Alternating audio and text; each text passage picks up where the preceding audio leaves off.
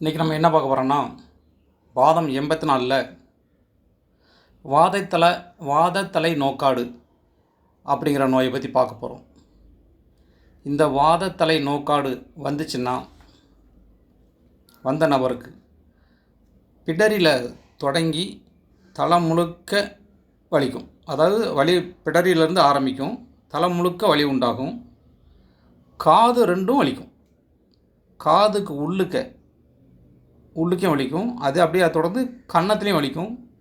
அதுக்குள்ளே மூக்குலேயும் வலிக்கும்.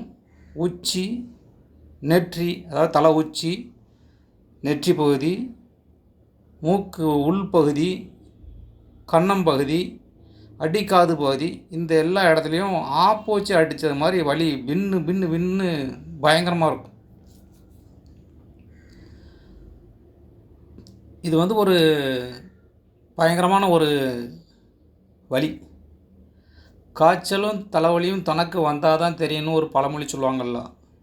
இதெல்லாம் சொல்கிறதுக்கு கேட்குறதுக்கு பயங்கரமாக இருக்குது. அது வலி வந்துச்சுன்னா தான் என்னென்னு தெரியும்.